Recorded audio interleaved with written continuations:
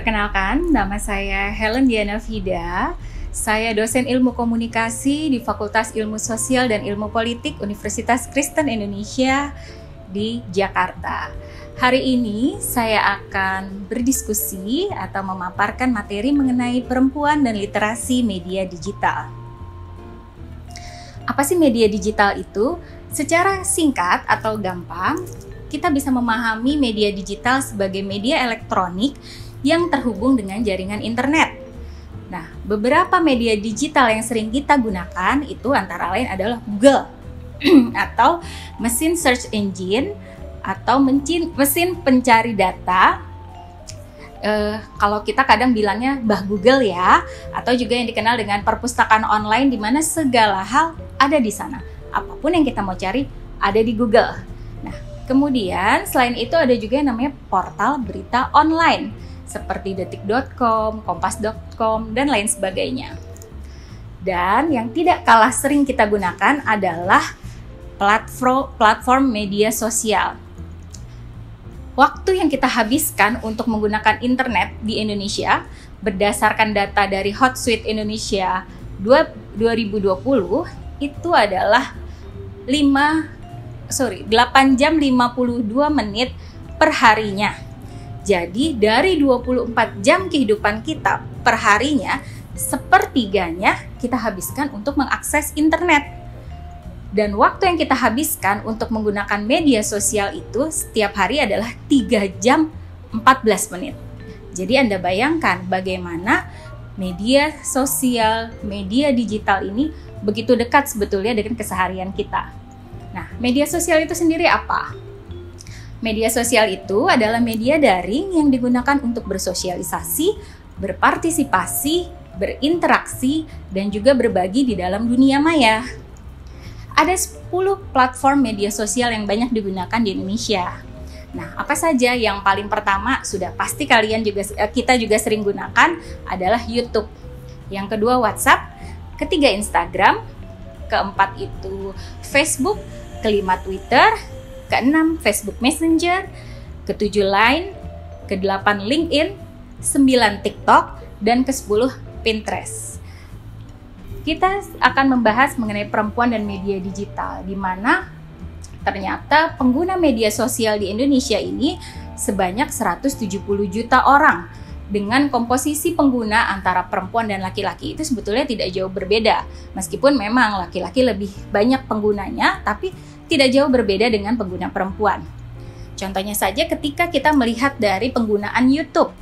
Pengguna YouTube perempuan itu adalah 45,9% dan laki-lakinya 54,1%. Tapi untuk pengguna Instagram, perempuan itu 52,4% dan laki-laki 47,6%. Jadi tidak jauh berbeda ya. Nah, banyaknya jumlah pengguna perempuan menyadarkan kita bahwa saat ini kesempatan dan akses perempuan untuk menggunakan teknologi itu semakin luas. Namun perlu juga diperhatikan, apakah kita para perempuan ini memiliki pengetahuan yang cukup terkait penggunaan media sosial.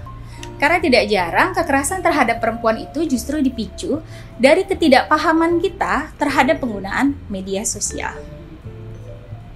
Nah, kalau kita melihat dari catatan tahunan Komnas Perempuan yang dikeluarkan di 2021 ini, tapi ini adalah catatan tahunan untuk kasus di tahun 2020.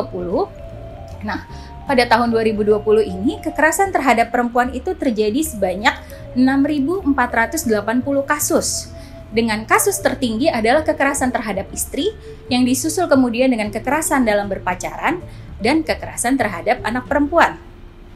Tidak sedikit kekerasan terhadap perempuan itu terutama tindakan pemerkosaan dan pelecehan yang diakibatkan dari penggunaan media sosial yang tidak tepat. Nah, saat ini yang tidak kalah mengkhawatirkan juga adalah kekerasan berbasis gender cyber atau sering juga disebut kekerasan berbasis gender online. Nah, yang didominasi oleh kekerasan seksual dengan bentuk terbanyaknya itu adalah ancaman berupa penyebaran video porno yang pelakunya pada umumnya itu adalah mantan pacar. Jadi hati-hati buat yang berpacaran ya. Jangan biasakan memberikan video atau foto-foto yang mungkin mengandung unsur pornografi kepada pacar Anda, karena belum tentu dia akan menjadi suami Anda. Ya, kemudian juga pelaku tindak kekerasan ini juga ada juga dari teman-teman. Kita tidak pernah tahu. Mungkin kita pernah menyakiti hati orang sehingga teman yang tadinya kita pikir dekat dengan kita, ternyata dia bisa melakukan tindak kekerasan melalui dunia digital ini. Dan yang terakhir itu adalah orang yang tidak kenal, yaitu akun palsu. Ketika kita memilih pertemanan di dunia maya atau dunia media sosial, kita harus hati-hati karena tidak sedikit juga akun-akun palsu yang memanfaatkan data kita untuk kepentingan yang tidak baik. Nah, data menurut UNICEF, cyberbullying itu atau perundungan di dalam dunia maya ini juga sangat meningkat selama pandemik COVID-19. Nah, bentuk cyberbullying ini antara lain dengan menjelek-jelekan korbannya secara fisik maupun status sosialnya, atau bahkan juga keluarganya, atau juga ada ketakutan ketika dia dideteksi bahwa dia kena COVID waktu awal-awal pandemi, itu juga menjadi bahan bullying di media sosial. Nah, hal-hal seperti ini bisa berakibat fatal. Mungkin bagi sebagian orang ini hanyalah lucu-lucuan, tapi tidak bagi orang yang memang memiliki mental atau kondisi emosional yang tidak stabil. Seperti kasus yang sedang marak dan cukup menarik di tahun 2020, di mana ada 3 artis Korea Selatan yang bunuh diri karena tidak kuat menghadapi cyberbullying yang mereka terima. Jangankan artis yang punya kemampuan kelebihan yang lebih dibandingkan kita yang orang biasa. Apalagi orang biasa ketika kita menghadapi cyberbullying tentu bukan hal yang mudah. Dan hal ini harus menjadi perhatian kita semua, terutama kaum perempuan, karena memang kaum perempuan yang lebih banyak terkena dari atau menjadi korban dari cyberbullying ini. Nah, terkait hal tersebut, kita sebagai orang tua, terutama ibu, harus memperhatikan apa saja yang diakses oleh anak-anaknya. Karena orang tua sendiri harus peka dan mengetahui platform apa saja yang memungkinkan anak-anak untuk mengakses konten porno, radikal, dan lainnya. Karena ada konten porno yang belakangnya juga pakai tuk. Saya tidak bisa sebutkan nanti karena dicari. Jadi yang belakangnya juga pakai tuk. Tapi ini bukan YouTube, melainkan ini mengandung konten porno. Nah, kita sebagai orang tua, sebagai ibu, sebagai perempuan harus menyadari ini. Ketika anak kita, saudara kita, adik kita, pacar kita, suami kita, atau siapapun di sekitar kita yang mengakses platform yang mengandung konten porno, radikal, dan lain-lain, maka ini harus kita perhatikan. Jangan sampai membawa efek yang buruk di kemudian hari. Sebagai orang tua, sebagai ibu, kita harus peka. Kita harus menyadari perkembangan-perkembangan platform di dunia digital ini dan kode-kode apa saja yang biasa digunakan oleh anak-anak kita atau oleh teman-teman kita yang ternyata itu mengandung nuansa atau konten yang kurang baik. Nah, kalau tadi saya bilang bahwa Google itu adalah perpustakaan di ruang digital, perlu kita sadari bahwa segala hal bisa dicari di Google. Tidak sedikit juga orang mencari hal-hal yang tidak masuk akal itu di Google. Contohnya cara untuk membunuh diri atau cara untuk membuat bahan-bahan peledak. Nah, konten-konten seperti ini seharusnya bisa kita hindari apabila sebagai orang tua, sebagai teman, sebagai kakak, sebagai saudara, sebagai bagian dari masyarakat, kita mampu untuk mensortir, melihat orang-orang di sekitar kita, mengakses apa saja yang ada di Google. Sehingga jangan sampai hal yang tidak baik justru menjadi bahan yang dicontoh bagi orang-orang yang mengakses Google ini. Selain itu, ada beberapa pencegahan yang bisa kita lakukan. Yang pertama, bagi orang tua, lakukan pengecekan HP atau laptop anak-anak Anda. Telusuri riwayat pencarian dan juga penggunaan aplikasi online. Perhatikan siapa saja yang berteman dengan anak Anda di media sosial dan lakukan pengecekan kolom chat dan juga komen. Bagi kita juga yang memiliki adik-adik atau orang tua, pastikan apa yang mereka telusuri, apa yang mereka ikuti atau follow di media sosialnya.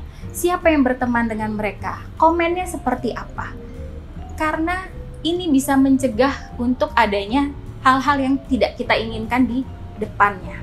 Apabila kita sudah tahu bahwa konten atau komen-komen yang ada di dalam media sosial itu kurang baik, kita bisa segera cegah.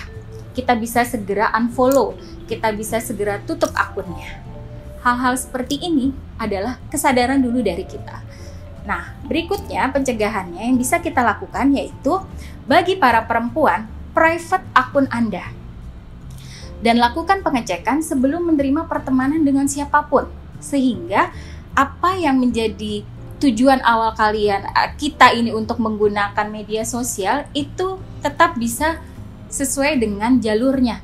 Jangan sampai isi media sosial kita dimanfaatkan untuk hal-hal yang tidak baik. Berikutnya yang ketiga, pencegahannya adalah bijak dalam menggunakan atau mengikuti berbagai permainan dan tantangan yang ada di media sosial. Contohnya yang saat ini cukup marak dibicarakan itu adalah @yours di Instagram, di mana aplikasi ini meminta kita mengunggah atau menuliskan hal-hal yang sebetulnya data pribadi kita, seperti nama kecil kita, nama ibu kandung kita disuruh foto selfie dengan KTP kita, dan masih banyak lagi. Hal-hal ini bisa membuat akun kita disalahgunakan. Orang yang tidak bertanggung jawab akan memprofiling atau membuat pendataan tentang kita, dan hal ini bisa digunakan untuk tindak kejahatan.